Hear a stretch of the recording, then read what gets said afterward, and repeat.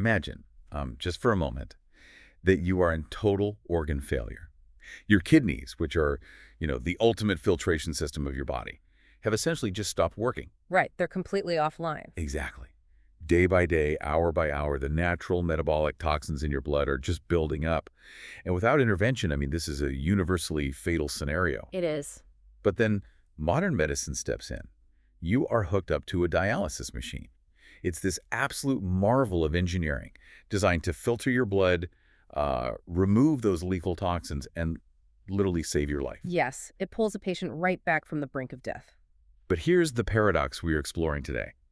Imagine that this exact life-saving treatment, precisely because it works so rapidly, so efficiently to, like, quote-unquote, cure your blood, ends up triggering a life-threatening catastrophic complication inside your brain. Yeah, it is really one of the most sobering paradoxes in modern medicine. You are saving this person, and the sheer velocity of that rescue is exactly what harms them. It's wild. So today, we are diving deep into a condition called Dialysis Disequilibrium Syndrome, or DDS. And to really understand what's happening to the patient in this scenario, we need to look at what their body has been through before they ever even sit down in that dialysis chair.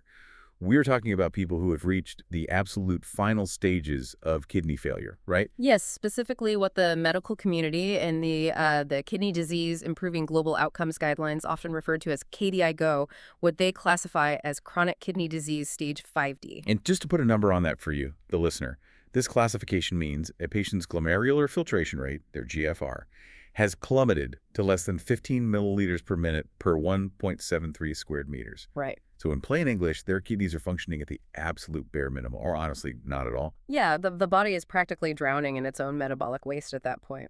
And so the mission of this deep dive isn't just to talk about the kidneys. It's really an exploration of how incredibly sensitive our brain is to sudden chemical shifts.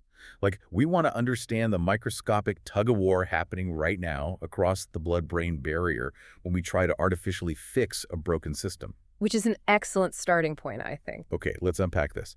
Because to understand why the brain swells and triggers this syndrome, we need to look at what dialysis is actually trying to achieve in a perfect world.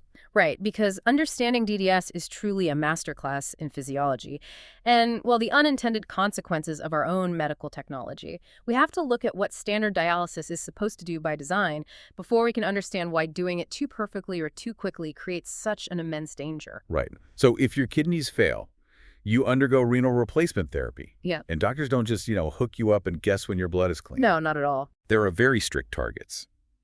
The Kidney Disease Outcomes Quality Initiative guidelines state that to effectively clear out uremic toxins and actually reduce a patient's long-term mortality, clinics need to hit specific mathematical numbers. Very specific numbers, yeah. They aim for a metric called KTV of at least 1.2 and a urea reduction ratio of at least 65%.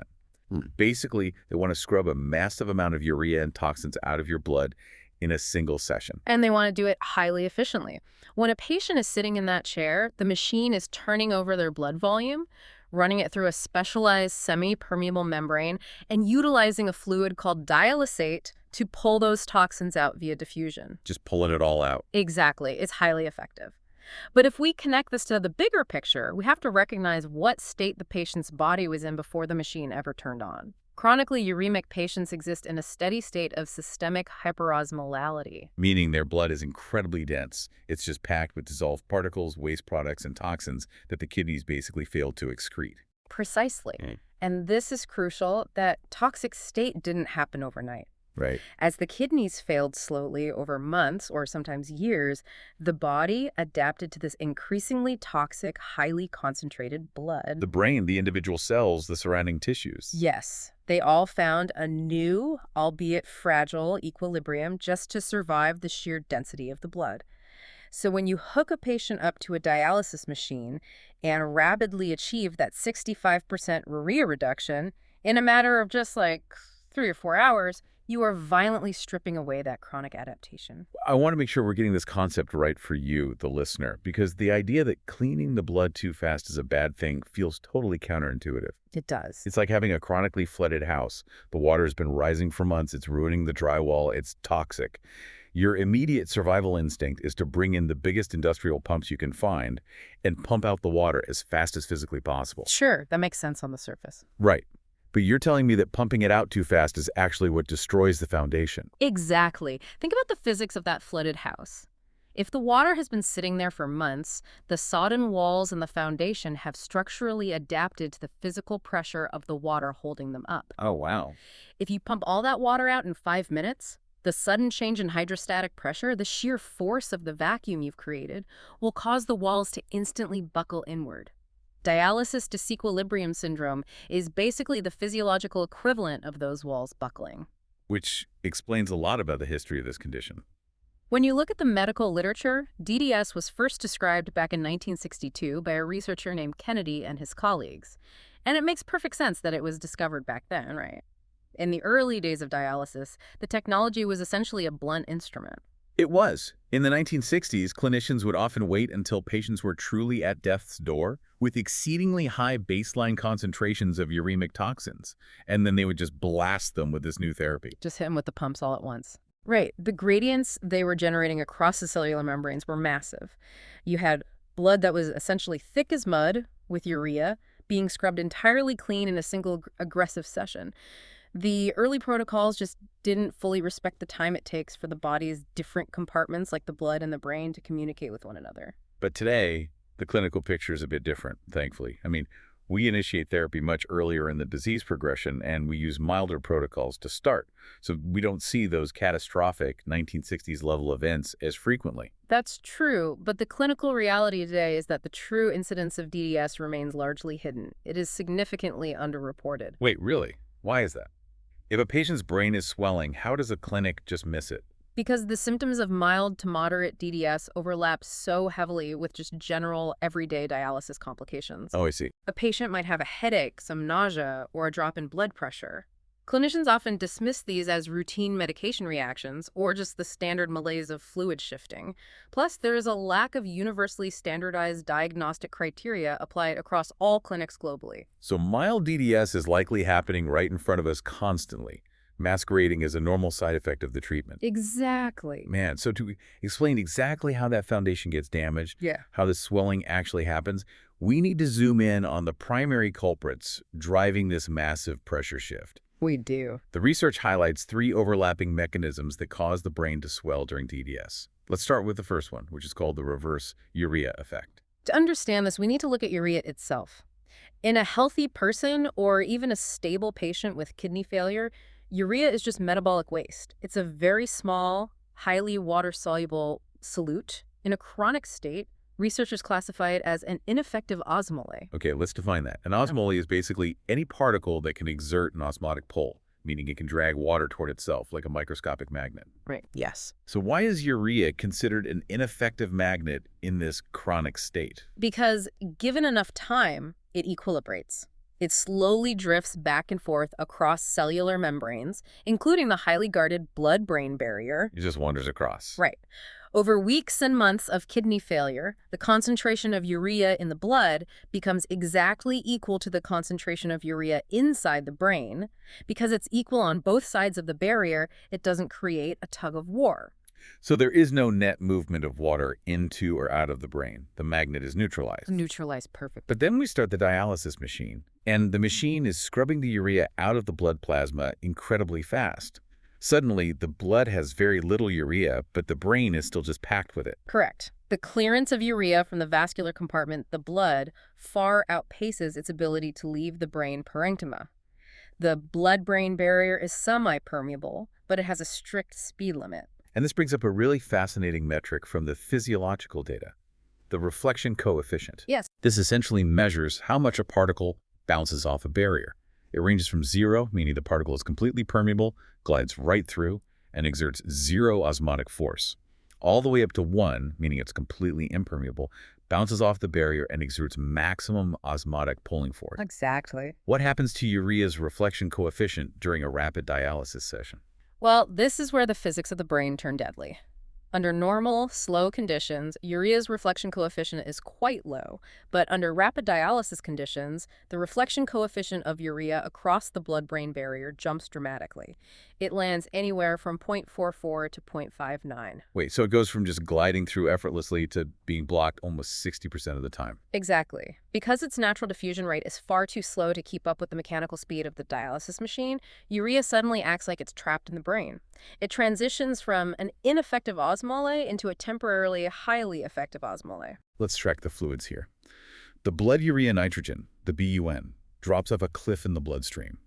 But inside the central nervous system, inside the cerebrospinal fluid, the CSF, the urea concentration, remains dangerously high. And because nature abhors a vacuum, or in this case a massive concentration gradient, water is going to move. Right. The plasma in the blood is now hypotonic.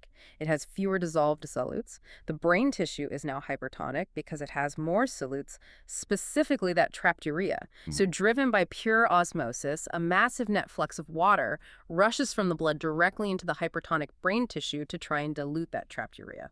It's just trying to balance the scales. Yes. But it doesn't stop there. The research on animal models reveals a molecular twist that makes this traffic jam so much worse. And I know you find the specific physiology here really fascinating. So walk us through what chronic uremia actually does to the physical genetic structure of the brain. The structural changes are truly remarkable. You see, the brain is not just a passive sponge. It actively remodels itself to survive the toxic environment of kidney failure. Chronic uremia triggers specific genetic downregulations and upregulations. For instance, to adapt to the slow, chronic buildup of toxins, the brain decreases the expression of its primary endothelial urea transporters, specifically the proteins known as UTB1 or UFB1, and it decreases them by approximately 50%. Wait, it deletes half of its own urea escape hatches. Yes, it physically removes them, but simultaneously it upregulates its water channel proteins. Specifically, aquaporin 4 and aquaporin 9 are increased by 50% or more. Okay, let me visualize this for you. Imagine the brain is a massive stadium. The urea molecules are the fans inside the stadium, and they need to leave after the game. But the stadium management, because of the chronic kidney disease, has permanently locked 50% of the exit doors, those UTB1 transporters. Right. So the fans are trapped inside, moving at half speed. Meanwhile, someone just opened 50% more entrance doors specifically for water, those aquaporins. The urea can't get out, and the extra doors allow water to flood in exponentially faster. It's a perfect microscopic storm of fluid dynamics. This molecular divergence severely compromises the brain's ability to export urea while facilitating highly efficient, rapid entry of water into the astrocytes and the extracellular space. Which leads to the swelling. Exactly. This precipitates profound cerebral edema, and we actually have visual proof of this exact mechanism. Diffusion-weighted MRI studies of animal brains undergoing rapid dialysis confirm that this specific swelling is primarily interstitial. The water is accumulating in the microscopic spaces between the cells. The spaces between the cells. That's a crucial distinction because it brings us to the second of the three mechanisms. If the reverse urea effect wasn't terrifying enough, creating this flood in the interstitial space, the very fluid we use to clean the blood creates a bizarre secondary chemical reaction inside the brain cells themselves. Yes, this is known as the brain acidosis paradox. Right. It is deeply paradoxical. Yeah. You have to remember that one of the primary goals of hemodialysis is to correct systemic metabolic acidosis. Failing kidneys cannot clear acid from the body, so the patient's blood becomes dangerously acidic.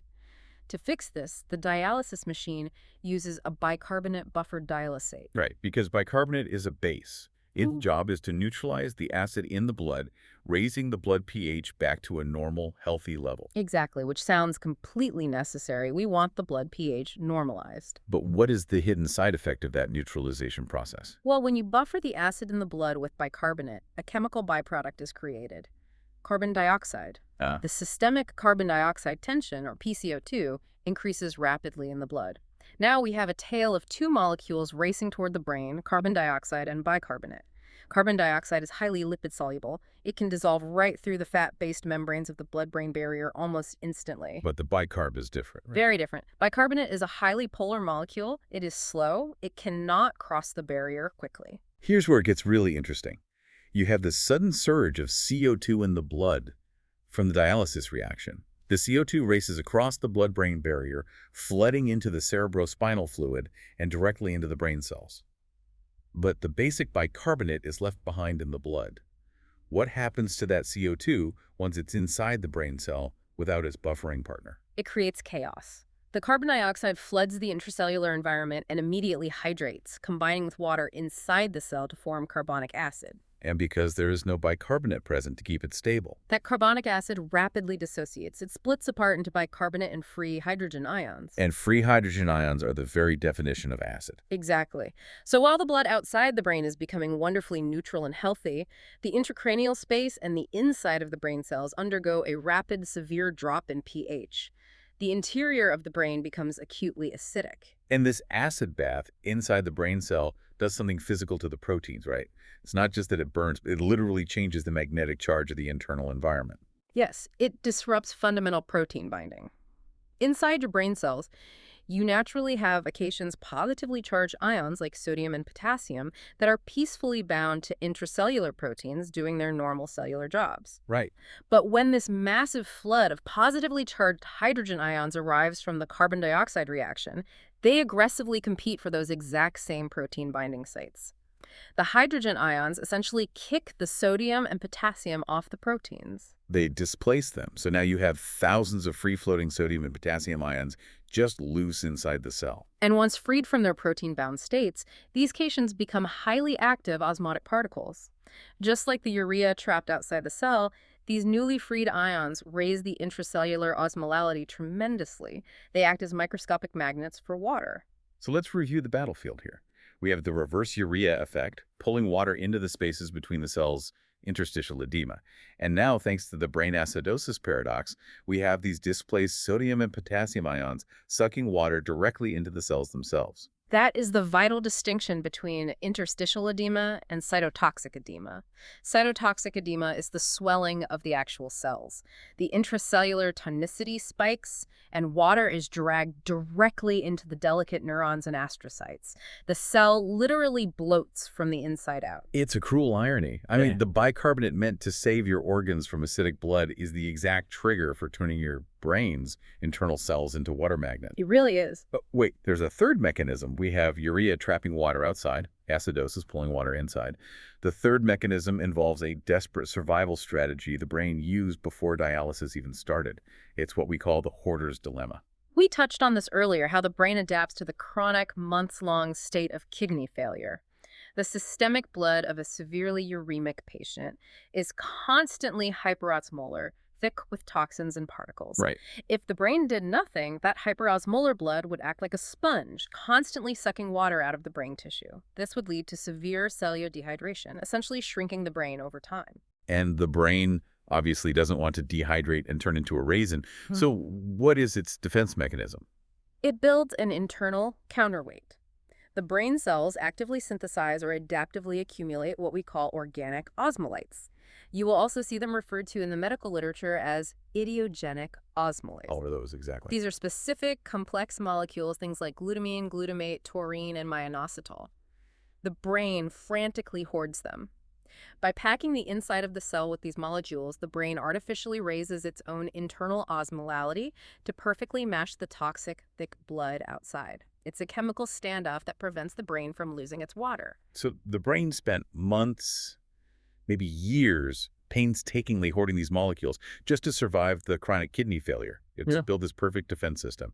But when we finally hook them up to the dialysis machine and clean the blood in 4 hours, that survival mechanism turns against them. Violently so, because just like urea, these complex organic osmolytes clear out of the brain extremely slowly.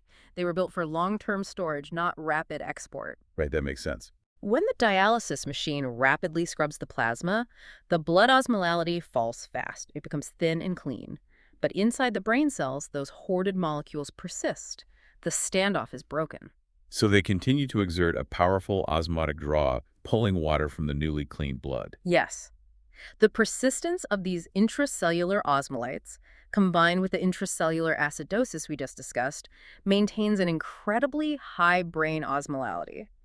It acts as a relentless vacuum for water, promoting prolonged, severe brain swelling even after the dialysis session has ended. Okay, so we've firmly established the lethal trifecta. The urea traffic jam in the interstitial space, the acid-induced cytotoxic swelling inside the cell, and the hoarded survival molecules turning into water vacuums. Quite the combination. Yeah.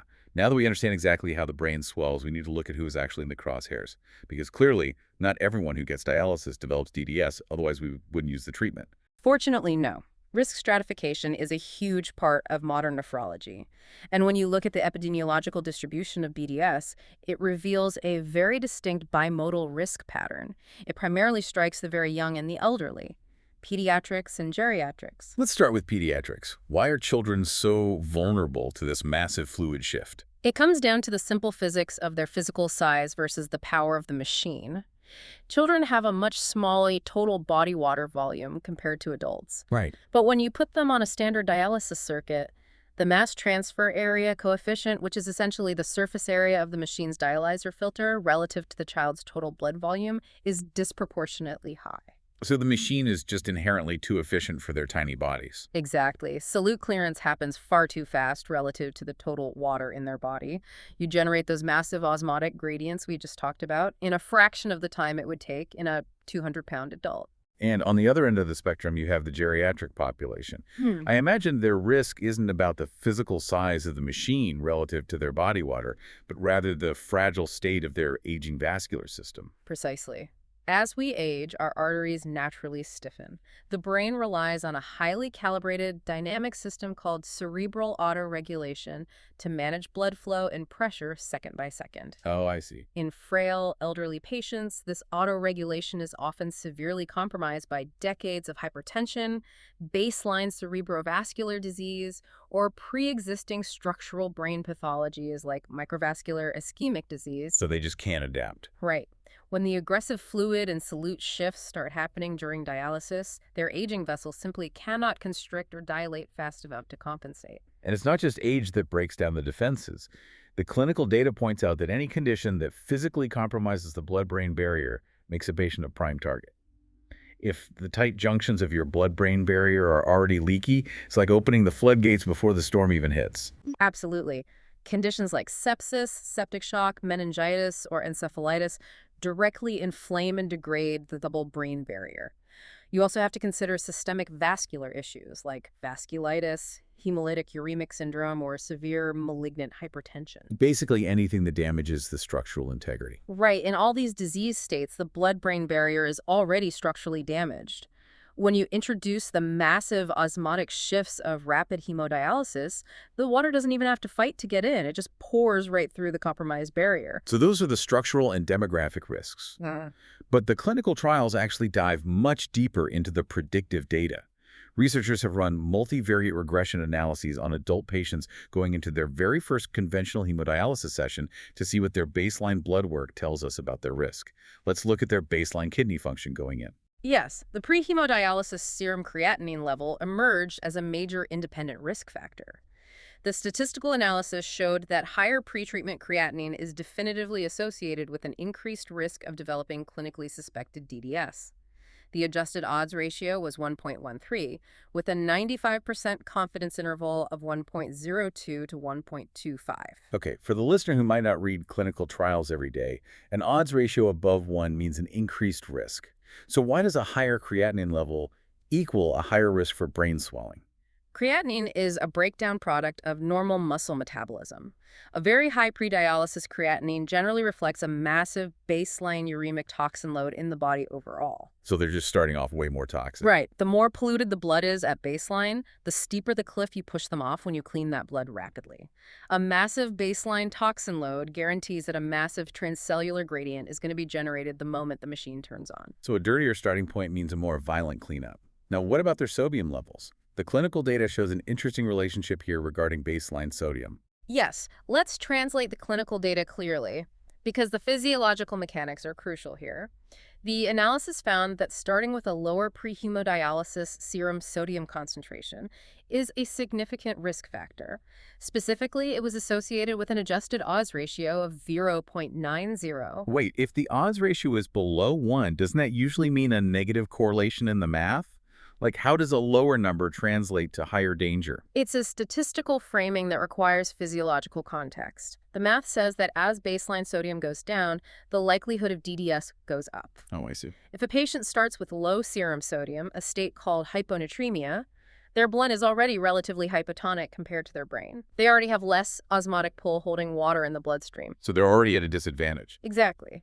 If you then rapidly strip away their urea on top of that baseline deficit, the gradient pushing water into the brain is severely exacerbated.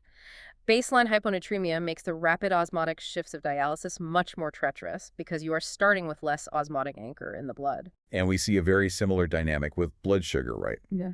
Lower pre-hemodialysis capillary blood glucose also demonstrated a predictive risk, with an adjusted Oz ratio of 0.99. Exactly. Glucose is another osmotically active particle in the blood. If your blood glucose is lower to begin with, you have less of a systemic osmotic buffer to hold onto water when the urea gets stripped away. The absolute pre-dialytic uremic and osmotic burden directly determines the magnitude of the transcellular gradient you create. Okay, so we know that kids, the elderly, and people with massively high toxins or low sodium are at risk. But out of all the data points from these trials, my absolute favorite is what I'm calling the atrophy paradox. This is truly mind-blowing. In the clinical trial of first-session patients, researchers found that the patients who did not develop DDS were actually significantly older than the ones who did. It is a stunning paradox. The median age of the group that stayed safe was 73. The median age of the group that developed DDS was 62. The p-value was 0.006, meaning this is a highly statistically significant finding, not just a fluke. But wait, you just told me geriatrics are at a higher risk. But here, being a decade older protected them. Why would an 80-year-old theoretically fare better than a 62-year-old in this specific scenario? Well, this raises an important question about how we view a healthy brain volume. As we age, our brain naturally loses mass. It physically shrinks. This is a normal process called age-related brain atrophy. Okay. In a 62-year-old, the brain is still relatively full, pressing neatly against the inside of the rigid skull. If that brain swells even slightly during dialysis, it immediately hits bone. Intracranial pressure spikes instantly, and symptoms manifest. But the 73-year-olds? The 73-year-old has a naturally shrunken brain. There is a larger physical void, a structural buffer space composed of extra cerebrospinal fluid between the brain tissue and the inner wall of the skull. Yeah. So when the violent osmotic gradients of rapid dialysis pull water into the brain physically has room to expand into that empty space. It can swell without dramatically raising the overall intracranial pressure. That is wild. A shrunken, aged brain might literally save your life during a rapid dialysis run, simply because it gives the edema somewhere to go before it crushes itself. It's incredible. Which brings us to the terrifying part of all this. Mm-hmm. We know the risks, we know the cellular mechanisms, but what does this actually look like when you're sitting in the dialysis clinic? Let's talk about the clinical reality. The clinical presentation of DDS is a broad continuum of neurological dysfunction. The formal diagnostic criteria require the new onset of at least one neurological symptom or sign occurring during the session, or up to 24 hours post-session, assuming no other medication or event caused it. And it almost always starts mild. If you're a patient or a family member sitting with them in the clinic, what are the early warning signs you're looking for? The insidious thing is that it often mimics the standard, non-threatening malaise of dialysis. Mild to moderate cases usually present with a progressive, generalized headache. You might see nausea, sometimes escalating to emesis or vomiting. Just general discomfort. Right. The patient might complain of dizziness or blurry visual disturbances. You will often see motor restlessness and inability to sit still in the chair. As it progresses to the moderate stage, you see worsening disorientation, marked confusion, and agitation. You might observe tremors or a specific sign called asterixis. What does asterixis look like? It's often called a flapping tremor. If you ask the patient to extend their arms and bend their wrists back, their hands will involuntarily flap forward and backward. It's a classic sign of metabolic encephalopathy, indicating the brain is struggling to maintain motor control. So a headache at the clinic might just be a headache, or it could be the first literal sign that your brain is expanding against your skull. And because these symptoms are so generic, I mean, who doesn't get a headache or feel nauseous during a 4-hour medical procedure? They easily missed. Far too easily missed. But if they are missed, the progression to severe symptoms is catastrophic. Severe DDS is a true life or death medical emergency. We are talking about generalized tonic-clonic seizures right there in the chair. It can trigger central pontine myelinolysis, which is a devastating, irreversible destruction of the protective myelin sheath in the brainstem. Oh my God. You see obtundation, profound stupor, and deep coma. And ultimately, if the swelling is unmitigated and the pressure keeps rising, it leads to cardiovascular collapse secondary to brainstem herniation. Brainstem herniation. That's when the pressure has nowhere left to go but down. Yes. The sheer mass of the swelling brain pushes the brainstem down through the foramen magnum, the opening at the base of the skull. This physically crushes the vital neurological centers that control breathing and heart rate, leading to death. To really drive home how delicate this intracranial balance is, the medical literature provides a case study that I find absolutely chilling. Walk us through the case of the 62-year-old female patient. This case perfectly illustrates the catastrophic potential of DDS, especially in a patient with a pre-existing intracranial vulnerability. This was a 62-year-old female who began experiencing acute mental status changes during a totally standard hemodialysis session. Okay. Now, 10 days prior to this session, she had suffered an acute subdural hematoma, a collection of blood trapped between the brain and the skull. However, it was small enough that the neurosurgeons decided to manage it conservatively. She didn't need surgery, just observation. Right, so it was stable. Her brain had accommodated that small pocket of blood. Exactly. But then she goes in for her scheduled hemodialysis. The machine does its job, efficiently clearing uremic toxins from her blood, but in doing so, it generates that exact osmotic gradient we discussed. Water shifts from her hypotonic blood into her hypertonic brain tissue, causing mild cerebral edema. Which normally wouldn't be a big deal. Right. In a perfectly healthy skull, this mild, generalized swelling might have just caused a transient headache. But in her skull, the swelling brain pushed outward against that existing fragile hematoma. So the edema fundamentally altered the pressure dynamics inside the skull. Severely and rapidly. The osmotic shifts precipitated the conversion of that small, stable, acute subdural hematoma into a massive, chronic subdural hematoma. It rapidly expanded to 12.2 millimeters in thickness. More importantly, the pressure was so unequal that it caused a 14.1 millimeter midline shift. A midline shift of over a centimeter. That means the immense pressure pushed the entire center line of her brain, all those vital structures, over half an inch to the side. And once the brain structurally shifts to that degree, you are literally moments away from fatal brainstem herniation. The medical team had no choice but to perform an emergency hemicraniectomy. Which means removing a piece of the skull. Yes, temporarily removing a large portion of her skull bone and surgically evacuating the hematoma, just to give the swelling brain room to survive and relieve the pressure on the brainstem. That's terrifying. It highlights how even mild dialytic disequilibrium, an amount of swelling that might be totally invisible or mildly uncomfortable in another patient, can trigger a devastating, life-ending chain reaction if the intracranial compliance is already compromised. So we have a life-threatening complication with no great cure once the brain is already shifting toward the base of the skull. How do doctors diffuse this osmotic bomb before it ever goes off? The overarching clinical philosophy is rigorous, proactive prevention, because as that case study shows, once severe cerebral edema is established and structural shifts occur, our therapeutic options are severely limited and highly invasive. Right. The primary objective of prevention is actually entirely counterintuitive to standard medicine. You must purposely limit the efficiency of the dialysis. Do not generate a steep blood-brain urea gradient. It's so strange to think about. You spend all of medical school, all of residency, learning to normalize abnormal lab values as quickly and efficiently as possible. See a high number, bring it down. See a low number, bring it up. Yeah. DDS teaches us that the speed of correction is often deadlier than the disease itself. It really is. So how do clinicians actually throttle the machine? For adult patients presenting with a very high baseline urea specifically, if their BUN is greater than 100 milligrams per deciliter, or especially if it's alarming, over 175 milligrams per deciliter, the standard of care dictates systematically adjusting the machine parameters to go slow. Yeah. But the most robust, deeply considered preventative models we have actually come from pediatric protocols, because as we established, children are at the highest inherent risk due to their physiology. Let's dive deep into that pediatric protocol, because clinicians highlight it as a gold standard model for prevention. If a child comes in with advanced severe uremia, how do they treat them? They establish a deliberate, heavily staggered urea reduction approach. Remember, the standard adult goal is a 65% urea reduction ratio in one sitting. Right, the 65% URR. For a high-risk child, the protocol strictly restricts that target URR to just 30% for the first 3 consecutive sessions. They don't even attempt to clean the blood fully, they just skim the most toxic surface off the top. Wow, just 30%. Only on the fourth session do they allow it to reach 40%. It is only after the brain has had multiple gentle, short sessions to slowly, naturally export its trapped urea, and those hoarded idiogenic osmoles do they finally target the full 65% clearance. So they stretch what would normally be one aggressive treatment over a week or more. Yeah. And they don't just change the speed of clearance, right? They proactively inject the child with specific medications before the machine even turns on. Yes, the protocol calls for prophylactic hyperosmolar therapy.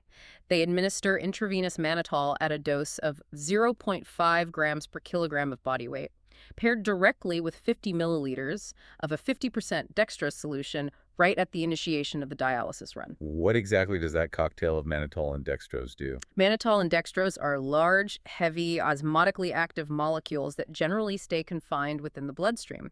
By injecting them into the blood precisely as the dialysis machine is removing the urea, you are artificially maintaining the blood's overall thickness, its osmolality. So you're pulling stuff out but putting stuff back in.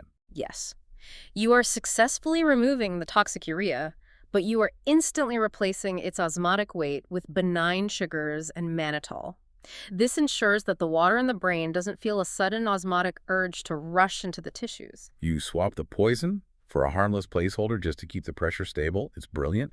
What about fluid removal?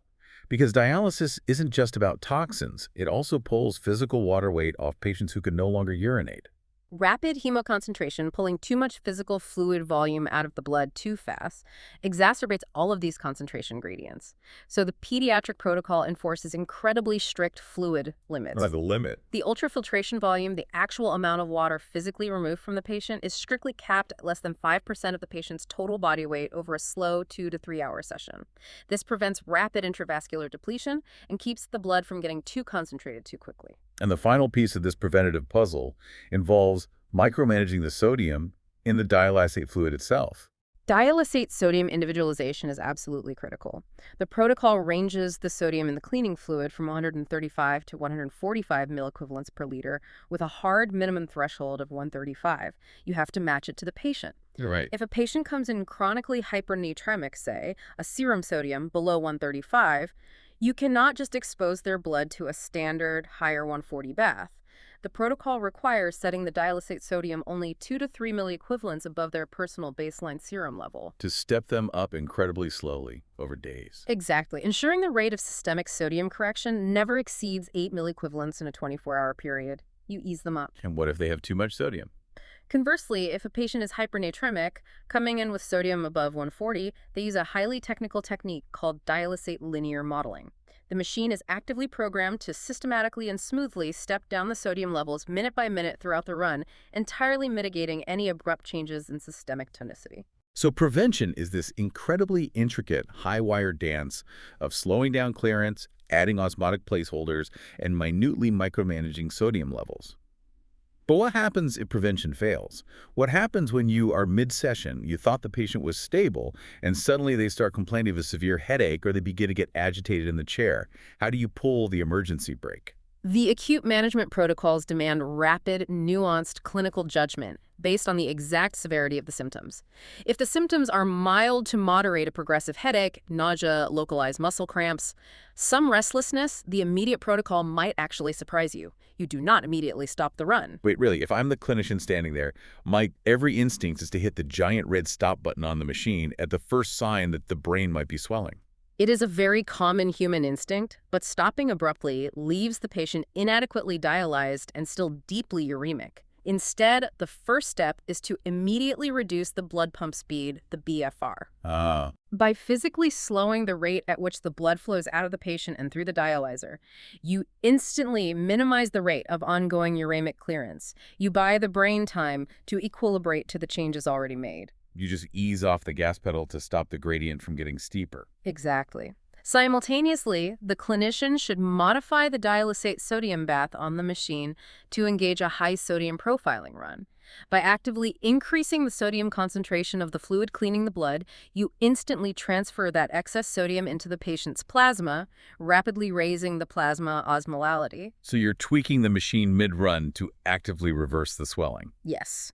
You are recreating a hyperosmolar state in the blood to forcibly pull the water back out of the swelling brain tissue. Clinical evidence notes that this specific sodium remodeling technique can often resolve mild to moderate symptoms within 30 minutes, allowing the dialysis session to be completed safely. Of course, you also provide supportive medications, antiemetics for the nausea, non-opioid analgesics for the headache. But if they don't improve in 30 minutes, or if they suddenly progress to full-blown seizures or stupor, Then the algorithm changes completely. The onset of severe symptoms is a life-threatening emergency. The dialysis session must be halted immediately. You secure the airway, ensure adequate oxygenation, and call a code. and the clinical protocols mention a very specific mechanical rule here regarding the blood in the machine. Yes, this is vital. If there is any suspicion of mechanical dialyzer complications or hemolysis, where the red blood cells are actively being destroyed by the machine's filter, you do not return the blood currently sitting in the external tubing back to the patient. You clamp the bloodlines immediately and discard them entirely. Because returning mechanically damaged blood or blood full of ruptured cells would only add massive catastrophic physiological stress to a patient whose brain is already seizing. Precisely. And once the machine is off, the patient is still in crisis. How do you aggressively reverse the swelling? You move to acute hyperosmolar resuscitation. You have to rapidly, artificially increase the plasma osmolality to reverse that blood-to-brain osmotic gradient before herniation occurs. The protocols offer several high-powered pharmacological options. You can rapidly push 5 milliliters of 23% hypertonic saline. 23% saline. Normal 5S saline is 0.9%.